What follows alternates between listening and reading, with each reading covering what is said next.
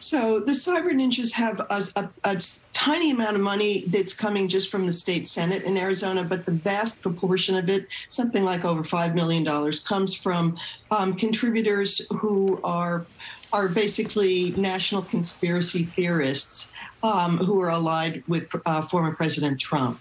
So you've got that group. You've got Patrick Byrne, the person who started Overstock.com, is one of the big ones. Michael Flynn and Sidney Powell. Those sort of people are involved in funding the specific audit. But the audit itself, which people think of as a clown show, as you said, is actually not that funny when you look at it closely, because what it's trying to do is overturn a certified American presidential election. And the forces that are pushing that, and this is what I was sort of looking at, include a whole array of very prominent national conservative groups, people that you don't ordinarily think of as involved in sort of flaky conspiracy theories. So you've got the Heritage Foundation in there. You've got ALEC, the American Legislative Exchange Council, which is backed by big corporations.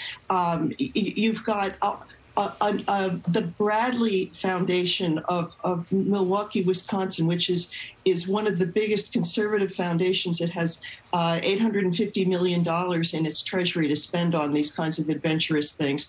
And what they are doing is they are funding people who are spreading doubt about the security of American elections. And why are they doing it? Because it works for them.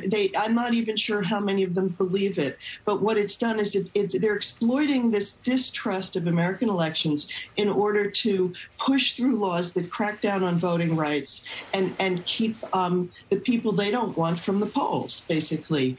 And they're also laying the foundation, many people told me, for potentially a lot of distrust about the 2022 elections and the 2024 elections. So it's a kind of a dangerous precedent that's going on there. And as you said, as Joe said, the people standing in the way tend to be solid conservative Republicans from Maricopa County who literally witnessed this election. They made sure it was safe and fair.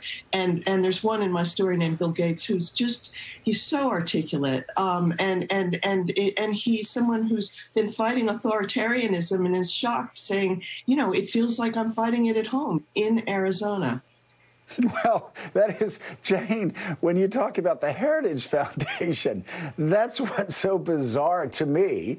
The Heritage Foundation opposed authoritarianism in the old Soviet Union, always putting out policy papers about Cuba, China, and other places that were not champions of Western democracy. And they were, whether people like the ideology or not, I can tell you as a conservative, much of the Reagan administration, went to this group for policy. It was policy obsessed when I came into Congress after the '94 elections. The Heritage Foundation, if you needed an issue, if you needed background on regulations, if you needed a background on taxes, if you needed a background paper on NATO, if you need whatever you needed the background, if you wanted to cut money from the Pentagon, you could call somebody at Heritage and say, where's the waste in the Pentagon? Where do we find money to balance a budget?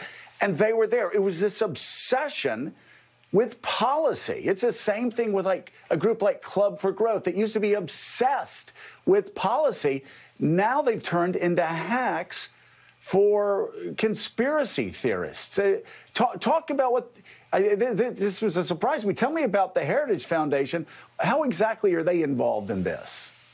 No, they have a unit. It's the election integrity, they call it, unit, basically. And there are a handful of lawyers there who are, Hans von Spakovsky is one of the most famous ones there, who are busy litigating around the country, pushing the idea that there's a ton of election fraud, that American elections are rife with fraud, basically. And if you talk to any nonpartisan expert, they will tell you in most elections, most national elections, there are a handful of people where their votes are problematical. That is it. I mean, in Arizona, I went back and looked.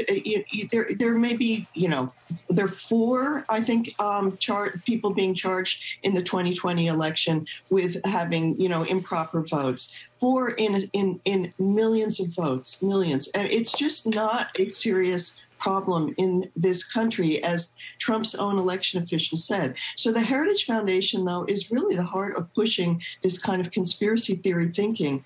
And beyond that, truly, when I was sort of turning over rocks and trying to figure out where's this money coming from that's funding all of this, you get back to this Bradley Foundation in Milwaukee, which is has major league serious people on its board. Robert George, who was a professor at Princeton, who's very well thought of as a conservative theorist. Paul Clement, who's one of the most prominent, probably the most prominent litigator in front of the Supreme Court. These people are on the board, along with a number of very, very rich corporate people. And they're funding this activity, I think, because it's so useful. This lie is very useful for enabling a power grab in state legislatures, where they're putting through laws and coordinating with the national groups like Heritage to crack down on voting rights.